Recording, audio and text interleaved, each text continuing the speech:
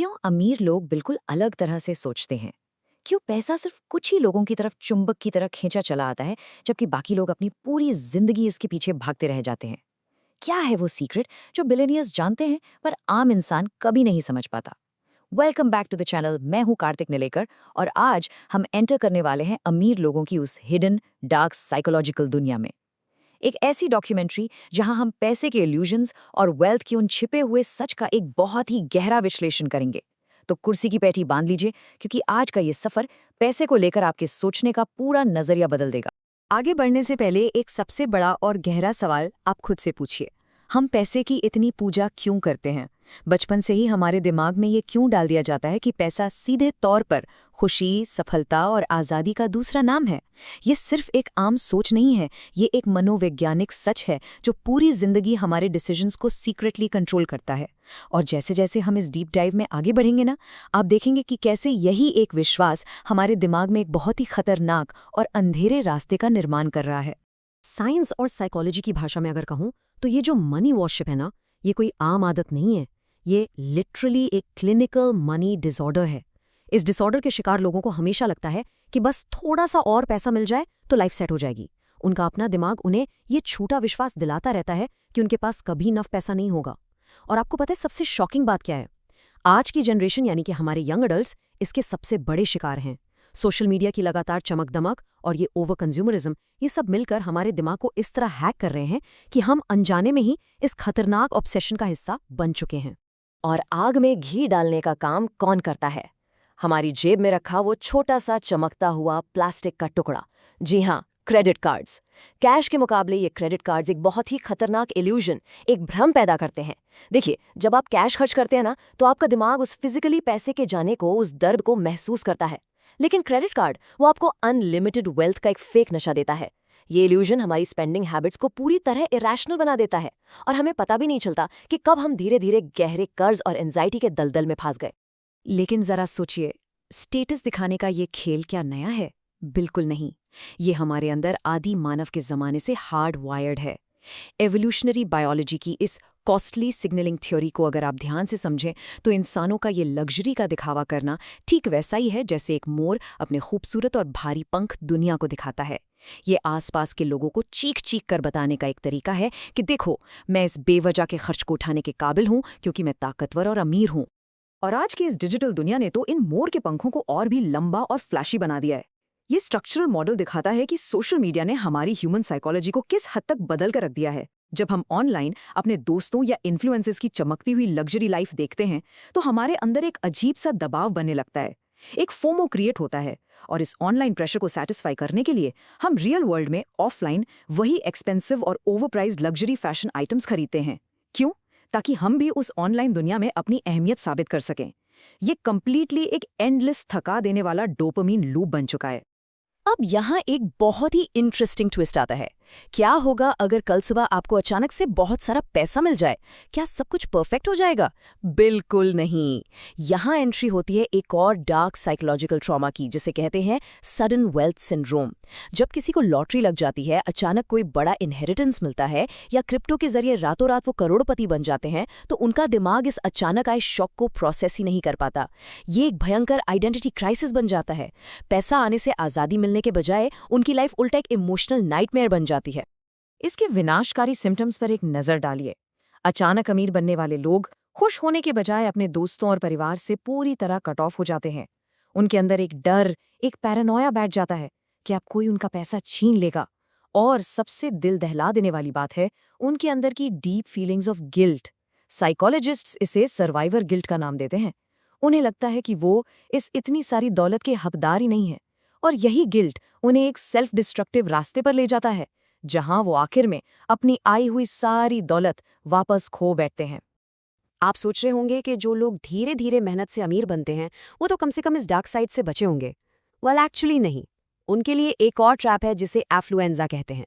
ये अमीर होने की एक ऐसी साइकोलॉजिकल बीमारी है जहां इंसान कितना भी पैसा जमा कर ले उसे हमेशा कम ही लगता है। एक फीलिंग आती है कि too much is never enough. ये इस सेल्फिश कैपिटलिज्म का एक बहुत ही डार्क साइड है।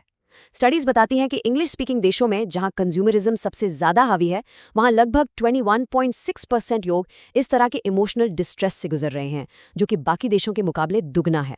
सोचिए, पैसा उन्हें सुकून नहीं, बेचैनी दे रहा है। तो फिर इस पूरी अंधी दौड़ में एक खुशहाल जिंदगी की असली कीमत आखिर है कितनी? पिछले दशक में प्रिंसटन यूनिवर्सिटी ने इस पर एक बहुत ही फेमस स्टडी की थी और उनका निकल कर आया मैजिक नंबर था लगभग $75,000 यानी $75,000। ये स्टडी साइंटिफिकली साबित करती है कि एक बार जब आपकी आमदनी उस लेवल पर पहुंच जाती है जहां आपकी सारी बेसिक जरूरतें आराम से पूरी हो रही हैं, तो उसके बाद चाहे आप इसमें कितने भी जीरोज ऐड कर लें, आपके इमोशनल वेलबींग या आपकी रोजमर्रा की खुशी में कोई बड़ा इजाफा नहीं होता। इसका मतलब समझ रहे हैं आप? पैसा और खुशी का रिश्ता बिल्कुल वैसा नहीं है जैसा हमें बचपन से सिखाया गया है। ईस्टर्लिन पैराडॉक्स और नीड थ्योरी इस इल्यूजन को बखूबी ब्रेक करते हैं। देखिए, पैसा आपको सिर्फ एक शॉर्ट टर्म हैप्पीनेस दे सकता है। जब तक आपकी बेसिक नीड्स जैसे रोटी, कपड़ा, मकान और सिक्योरिटी पूरी नहीं होती, तब तक पैसा एब्सोल्युटली मैजिकल फील होता है। लेकिन उसके बाद लॉन्ग टर्म सच्ची और टिकाऊ खुशी आपके दोस्तों, आपके परिवार और जिंदगी के एक डीप पर्पस से आती है, बैंक बैलेंस के नंबर्स लगातार बढ़ने से नहीं। इस मानववैज्ञानिक उलझन को सुलझाने के लिए हमें ऑथर मॉर्गन हाउसल के एक बहुत ही माइंड ब्लोइंग कॉन्सेप्ट को समझना होगा।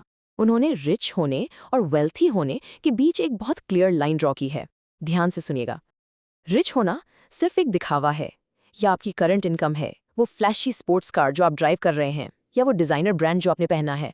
लेकिन वेल्थ, असली दौलत हमेशा अदृश्य यानी इनविजिबल होती है। ये वो पैसा है जो आपने शो ऑफ के लिए खर्च नहीं किया। वेल्थ का मतलब है आपकी आज़ादी, आपके पास मौजूद ऑप्शंस और आपका फ्यूचर। हम सिर्फ रिच दिखने के चक्कर में असली वेल्थ बनाना ही भूल जाते हैं। अब जब हम जानते हैं कि सच्ची वेल्थ क्या है, तो मैं सवाल उठता है कि हम सब उसे इजीली बना क्यों नहीं पाते?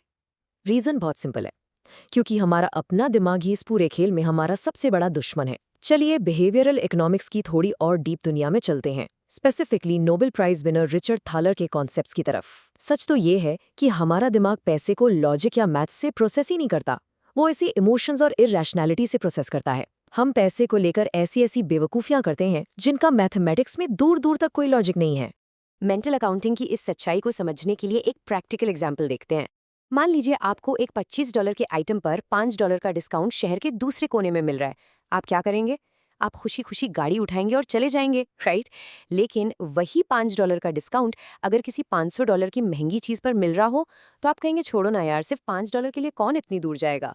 मैथमेटिकली देखें तो दोनों सिचुएशंस में आप एग्जैक्ट $5 ही बचा रहे हैं, लेकिन हमारा दिमाग एक्चुअल सेविंग्स को नहीं देखता, वो रिलेटिव परसेंटेज को देखता है। ये कंप्लीटली इरेशनल है और हम सब लगातार ये मिस्टेक करते हैं। और इससे भी ज्यादा खतरनाक एक और साइकोलॉजिकल ट्रैप है, जिसे हम द संक कॉस्ट इफेक्ट कहते हैं। रिचर्ड थैलर का ही एक और फेमस एग्जाम्पल लीजिए।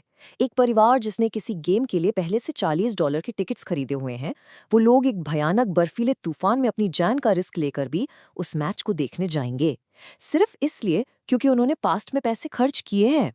अगर वही टिकट्स उन्हें कहीं से कम्प्लीटली फ्री में मिले होते, तो वो आराम से घर पर बैठते और सेफ रहते।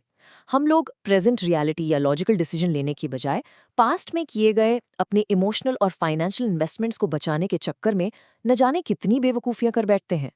चलिए अब इस सब को थोड़ा जूम आउट करके ग्लोबल लेवल पर देखते हैं। जब पूरी की पूरी दुनिया ही इस साइकोलॉजिकल इल्यूजन में फंसी हो, तो ग्लोबल इकोनॉमी का आखिर क्या होता है? $160 ट्रिलियन, 160 ट्रिलियन। मकिन्सी ग्लोबल इंस्टीट्यूट के अनुसार पिछले 2 दशकों में पूरी दुनिया ने मिलकर इतनी पेपर वेल्थ जनरेट की है। देखने में ये नंबर माइंड ब्लोइंग लगता है ना, लेकिन असली और सबसे डरावना सवाल ये है कि क्या ये वेल्थ रियल है, या ये भी हमारे कलेक्टिव दिमाग का एक इल्यूजन ही है?